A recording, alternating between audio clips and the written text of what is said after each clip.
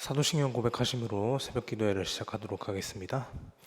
전능하사 천지를 만드신 하나님 아버지를 내가 믿사오며 그 외아들 우리 주 예수 그리스도를 믿사오니 이는 성령으로 잉태하사 동정녀 마리아에게 나시고 본디오 빌라도에게 고난을 받으사 십자가에 못 박혀 죽으시고 장사한 지 사흘 만에 죽은 자 가운데서 다시 살아나시며 하늘에 오르사 전능하신 하나님 우편에 앉아 계시다가 저리로서 산자와 죽은 자를 심판하러 오시리라. 성령을 믿사오며 거룩한 공회와 성도가 서로 교통하는 것과 죄를 사하여 주시는 것과 몸이 다시 사는 것과 영원히 사는 것을 믿사옵나이다. 아멘. 찬송가 524장 찬양하겠습니다. 524장입니다. 갈 길을 밝히 보이시니 함께 찬양하겠습니다.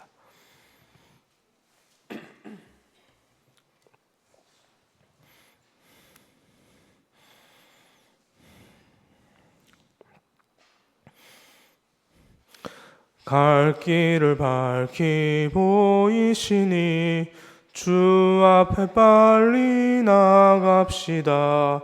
우리를 찾는 구주 예수 곧 오라시네.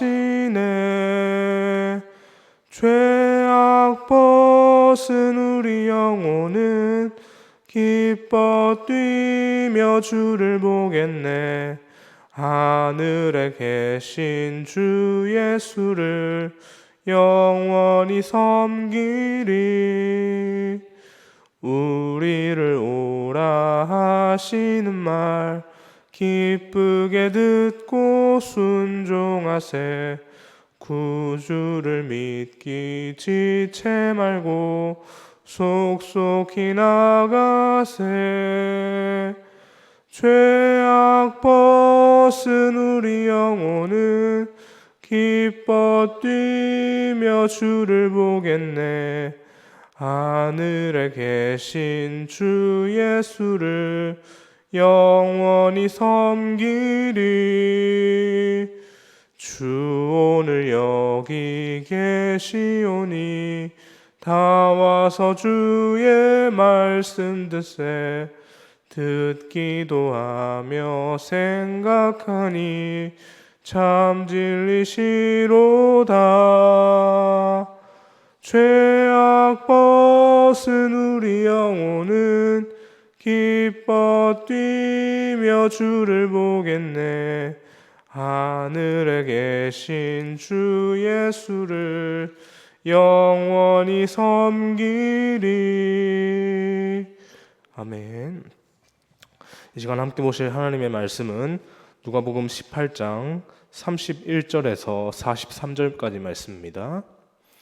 누가복음 18장 31절에서 43절까지 말씀 함께 교독하겠습니다.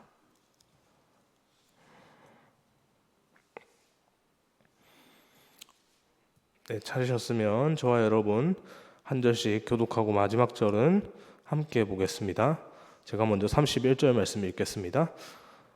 예수께서 12제자를 데리시고 이르시되 보라 우리가 예루살렘으로 올라가노니 선지자들을 통하여 기록된 모든 것이 인자에게 응하리라.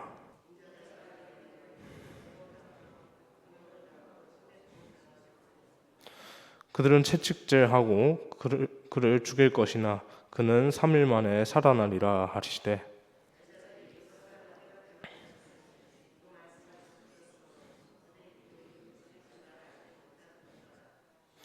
여리고에 가까이 가셨을 때 한 맹인이 길가에 앉아 구걸하다가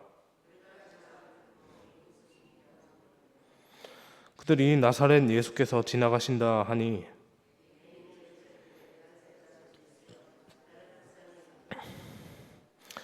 앞서가는 자들이 그를 꾸짖어 잠잠하라 하되 그가 더욱 크게 소리질러 다윗의 자손이여 나를 불쌍히 여기소서 하는지라.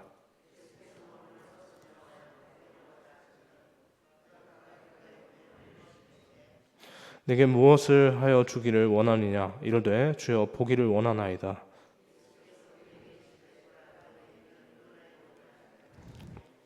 함께 보겠습니다. 곧 보게 되어 하나님께 영광을 돌리며 땅이 백성이 다 이를 보고 하나님을 찬양하니라. 아멘. 계속해서 살펴보고 있는 본문의 상황 속 예수님께서는 제자들과 함께 예루살렘을 향해 올라가고 계십니다. 예루살렘에서 십자가에 달려 죽으시기 위해 가시는 중인데요. 이 여정의 길이 오늘 우리의 신앙의 근간이라고 할 수 있을 만큼 너무나도 중요한 일이지 않습니까? 예수님께서 십자가로 나아가시지 않으셨다면 우리에게 지금의 이 자리, 이 예배 자리도 어쩌면 없지 않을까 그 생각을 하게 되는데요. 그래서 예수님은 이 길로 나아가시는 여정 가운데 당신께서 죽으실 것과 부활하실 것에 대해서 두 번이나 그렇게 말씀하시는 것을 볼 수 있었습니다. 이미 앞서서 두 번이나 예수님께서 내가 십자가 고난 당하고 십자가에서 죽을 것이고 다시 부활할 것이다라고 그렇게 두 번씩이나 말씀을 하셨습니다. 이제 오늘 본문은 십자가에서의 고난과 예수께서 죽으심 또 그리고 부활하실 것에 대해서 세 번째로 또 하시는 말씀이 있는데요. 본문 32절에서 33절 말씀을 보니까 예수님께서는 자신이 이방인들 곧 로마 군인들에게 넘겨져서 그 이후에 일어날 일 세 가지를 말씀을 하시는데요. 고난받고 죽임당하고 부활할 것이다 라고 그렇게 순차적으로 열거하십니다. 예수님은 이 말씀을 처음 하신 것이 결코 아니죠. 방금 전에 말씀드렸다시피 이미 두 번이나 그렇게 제자들에게 말씀을 하셨습니다. 그런데 제자들은 어떻습니까? 3년의 시간 동안 이미 예수님과 함께 보내었던 그 제자들의 모습 가운데서 스승 되신 예수님께서 하신 말씀을 도무지 깨닫지 못하는 그런 반응들을 볼 수 있습니다. 실제로 그렇게 말씀에 나와 있죠. 깨닫지 못하더라라고 그렇게 나와 있습니다. 그러면 왜 제자들은 예수님의 말씀을 듣고 깨닫지 못했던 것일까요?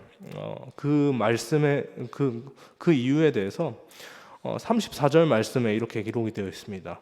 34절 말씀을 보니까 제자들이 깨닫지 못하는 이유는요. 그 말씀이 감추었기 때문이다라고 말을 합니다. 여기서 감추어졌다는 말은 두 가지 말로 해석이 될 수 있습니다. 하나는 첫 번째는 하나님께서 그들이 이해할 수 없도록 하나님께서 감추셨다는 의미이고, 또 다른 하나는 제자들이 가지고 있던 그 메시아에 대한 선입견, 예수님 오실 메시아는 오실 유대인의 메시아는 이러해야 한다라고 하는 그들의 선입견으로 인해서 예수님께서 하신 말씀이 귀에 들어오지 않았다는 것인데요. 두 가지 해석 모두 일리 있고 합당하다라고 여겨지지만 두 번째 그 해석이 본문의 흐름에 더욱 맞다라고 여겨집니다. 물론 하나님의 도움 없이는 하나님의 말씀을 깨달을 수 없습니다. 성령님께서 하나님 말씀을 깨닫게 하셔야 그 말씀을 우리가 온전히 하나님의 말씀으로 그렇게 받아 누릴 수 있는 것이죠. 그렇지만 제자들이 지금 예수님의 말씀을 깨닫지 못하는 것은 그들이 기대했던 메시아의 모습과 예수님이 하신 그 말씀이 너무나도 달랐기 때문인데요. 그래서 제자들이 깨닫지 못했다라는 것은 예수님의 말씀을 깨닫지 못했다라는 것이 아니고요. 예수님께서 하신 말씀 무슨 말씀이신지 알죠. 무슨 말씀인지는 아는데 도무지 왜 그런 말씀을 하시는지 이해가 되지 않았다는 말로 해석을 할 수 있습니다. 그 말씀에 예수님께서 하신 그 말씀에 도무지 동의할 수가 없었다는 것이죠. 그들 마음이 동의할 수가 없었다는 겁니다. 그들이 바라고 원하는 그 메시아는 종교적인 의미를 넘어서 어쩌면 정치적인 의미가 더 강했기 때문입니다.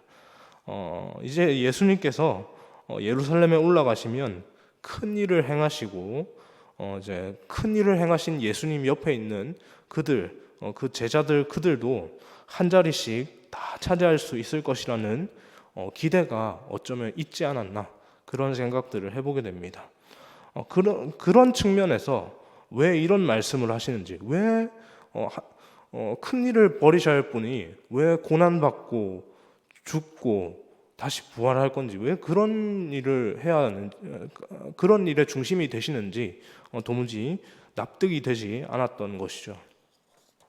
예수님은 하나님의 뜻에 따라 이 땅에 메시아로 오셨습니다. 하나님의 뜻은 예수님이 고난받아 죽으시고 3일 만에 살아나시는 것이고요. 이로 인해서 예수님을 믿어서 주라고, 주님이라고 그렇게 입으로 시인하는 자마다 죄사함을 받고 구원을 받게 하시는 것이 하나님의 뜻입니다. 그렇지만 제자들은 이러한 하나님의 뜻보다 자기들의 생각대로 그렇게 믿습니다. 왜 그렇습니까? 왜 그 생각이 더 중요하게 여겨집니까? 그들의 삶의 방향이 아직까지도 하나님 중심이 아니라, 예수님 중심이 아니라 그들 중심이기 때문이죠. 인간은 누구나 다 이런 성향이 있습니다. 그래서 제자들은 자신들이 원하는 바를 이루어줄 메시아를 기대했지만 자기 죄를 위해서 목숨까지 내어줄 메시아는 기대하지 않았습니다. 정치적인 메시아는 기대하면서 자기들을 올가매고 있는 이 영원한 죄의 문제로부터 해방시켜줄 메시아는 기대하지도 않았던 것이죠. 사실 그것이 얼마나 중요한지도, 이 구원의 문제가 얼마나 중요한지도 어쩌면 그들이 몰랐을지도 모르겠습니다. 그러니 예수님의 말씀이 이해가 되지 않았습니다. 도무지 받아들일 수 없던 것이죠. 오늘 본문, 그런데 뒤에 보면 이러한 제자들 모습과 상반되는 다른 사건이 하나 등장합니다. 바로 예수님께서 여리고에서 맹인이었던 거지를 고치시는 사건입니다. 다른 복음서에는 이 사람을 디메오의 아들, 즉 이제 바디메오라고 해서 바는 아들이라는 의미입니다. 그래서 디메오의 아들이라고 그렇게 소개를 합니다.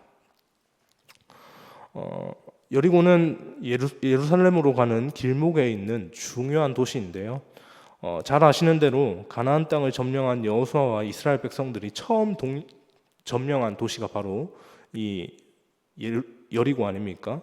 이곳에서 중요한 사건들이 많이 일어나는데 그 중 하나가 이 바디메오를 치유하신 사건이 너무나도 중요합니다.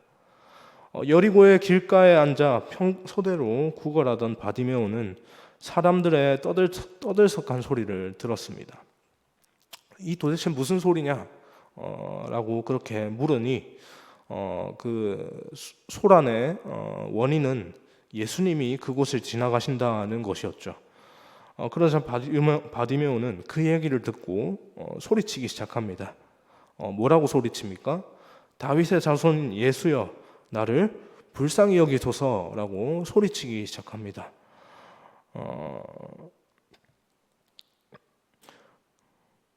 그가 그렇게 고래고래 소리를 지르니 사람들이 그를 꾸짖어서 조용히 좀 해! 라고 그렇게 면박을 주고 그렇게 막 이제 꾸짖죠. 그렇지만 그는 그럼에도 불구하고 더욱더 소리를 크게 질렀습니다. 우리는 그가 예수님을 부른 이 표현을 주목해야 합니다. 다윗의 자손 예수여라고 하였는데 누가복음에서 예수님을 다윗의 자손이라고 부른 유일한 고백입니다. 누가복음에는 다른 사건에는 예수님에 대해서 병자들이 다윗의 자손이여라고 이렇게 표현하는 이렇게 호칭하는 부분이 없습니다. 처음 유일한 부분이죠. 여러분, 이 고백이 왜 중요합니까? 이 고백은 예수님이 하나님께서 약속하신 메시아임을 고백하는 것이죠. 왜냐하면 메시아는 다윗의 자손으로, 다윗의 혈통으로 올 것이라고 하는 하나님의 약속이 있으셨기 때문입니다. 그는 예수님이 행하신 일들에 대해서 소문을 들었을 겁니다. 예수님의 가르침에 대해서 이렇게 볼 수는 없지만 귀로서 계속 듣지 않았겠습니까? 맹인이지만 귀는 열려 있습니다. 계속 귀로서 소문을 들었을 겁니다. 그리고는 그의 그 나름의 결론에 도달합니다. 나사렛 예수가 바로 하나님께서 약속하신 다윗의 자손으로 오실 메시아이구나 라고 하는 그러한 자신의 결론에 도달하게 되었습니다. 바디메오의 이러한 결론에 의거해서 그는 다윗의 자손이여 나를 불쌍히 여기소서라고 외쳤고, 바디메오의 그 외침에 예수님은 가던 길을 멈추시고 그를 불러 물으십니다. 너에게 무엇을 하여 주기를 원하느냐라고 물으셨죠. 여러분, 오늘 여러분에게, 지금 이 자리에 계신 여러분에게 예수님께서 갑자기 이 질문을 하시면서 다가오시면 여러분은 뭐라고 답하시겠습니까? 오늘 너에게 뭘 해주길 원하느냐라고 물으신다면 여러분은 뭐라고 답하시겠습니까? 아마 우리에게 있어서 각자의 삶의 영역에서 가장 절박한 것을 구하지 않을까, 그런 생각을 하게 되는데요. 여기서 가장 절박한 것은 대체적으로 이 땅에서의 생존 문제와 관련된 너무나도 실제적인 것이 아닐까, 그런 생각들을 해봅니다. 이 부분이 해결되지 않으면 내가 이 땅을 살아갈 수가 없습니다. 하나님 도와주십시오 라고 하는 이런 실제적인 아주 시급한 문제이지 않을까, 그런 생각을 해보는데요. 맹인 바디메오에게 있어서 가장 절박하고 해결이 시급한 문제, 그것이 여러분 무엇입니까? 이것이 해결되지 않으면 세상을 살아갈 수 없습니다라고 하는 가장 시급한 해결 문제가 무엇입니까? 다름 아닌 시각장애였죠. 자기가 안고 있는 이 눈으로 세상을 바라보지 못하는 이 시각장애 아닙니까? 그는 주님 보기를 원합니다 라고 그렇게 말을 합니다. 소리칩니다. 그런데 예수님께서는요, 그의 고백을 믿음으로 인정하시고 너의 믿음이 너를 구원하였다라고 그렇게 말씀을 하시죠.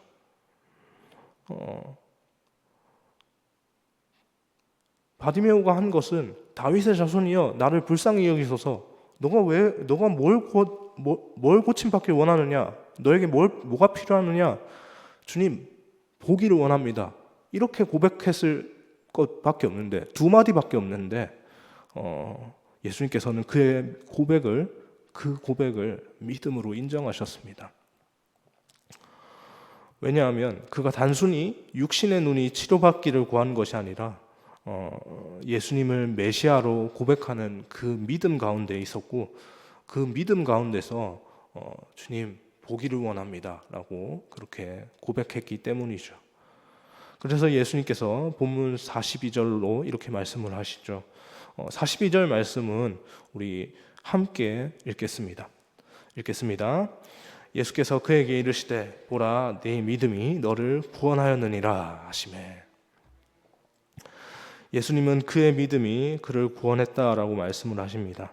우리가 가진 성경은 구원이라고 번역을 했는데요, 이는 육체의 질병에서 낫는 것과 영혼의 구원을 받는 것을 모두 포함하는 말입니다. 누가는 맹인의 눈이 고침받았다는 사실과 또한 그 동시에 그가 믿음으로 그의 영혼이 구원받았다는 사실을 이렇게 구원이라고 하는 단어를 써서 이렇게 중의적으로 말하고 있습니다. 두 가지의 경우가 모두 이루어진 것이죠. 예수님께서 바디메오의 믿음을 보시고 그의 눈을 보게 하셨습니다. 육체의 눈을 회복시키셨을 뿐만 아니라 영혼의 눈을 뜨게 하셔서 예수를 주로 믿어 따르게 하셨죠.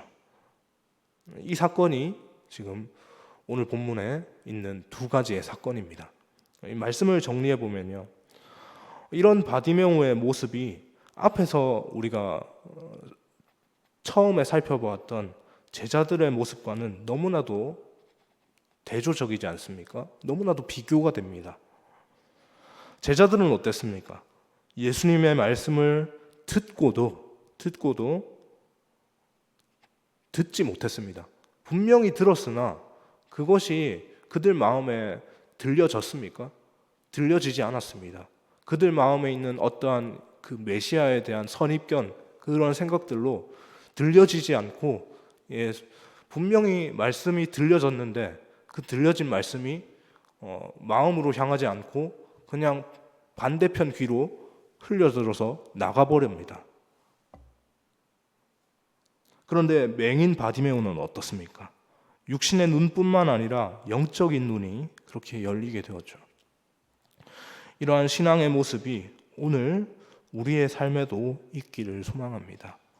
우리를 향한 주님의 약속, 주님의 은혜, 주님께서 베푸신 구원의 은혜, 십자가의 사랑을 볼 수 있는 그 믿음을 오늘 바디메오와 같이 이렇게 우리의 믿음을 고백하며 그렇게 그 믿음을 구하며, 하나님, 그 믿음이 우리에게 있기를 소망합니다, 원합니다 라고 그렇게 구하며 살아갈 수 있는 우리 모두가 되기를 주님의 이름으로 축원합니다. 주님께서 반드시 우리의 믿음의 눈을 열리게 하셔서 보게 하실 것입니다. 기도하겠습니다. 사랑이 많으신 주님, 감사합니다. 하나님,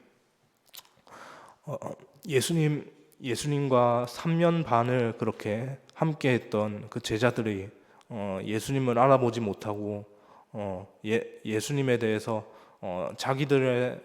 자기들이 생각했던 그것을 먼저 생각하며 예수님에 대해서 그렇게 하신 말씀을 깨닫지 못했던 것과는 비교되게 바디메오의 고백은 너무나도 놀라운 것이었습니다.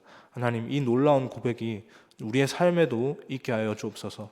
우리가 바라기는 우리에게 구원의 문을 열어주신 예수님을 결코 우리가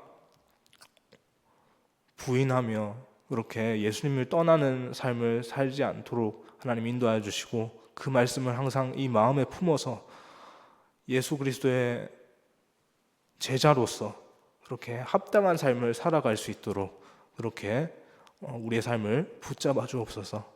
온전히 그 제자라는 그 칭호에 맞는 삶을, 부합하는 삶을 살아갈 수 있는 은혜가 하나님께 있음을, 주님께서 우리에게 주실 수 있음을 하나님 기억하면서 그 은혜대로 그 은혜 붙잡고 그렇게 날마다 감사함으로 살아가는 우리의 모습이 되어질 수 있도록 인도하여 주옵소서. 오늘 하루도 그렇게 제자로서, 하나님께서 세우신 제자로서 이 땅을 살아가며 하나님께만 온전히 영광 돌리는 우리의 모습이 되기를 간절히 소망하오며, 이 모든 말씀 살아계신 예수님의 이름으로 기도합니다. 아멘.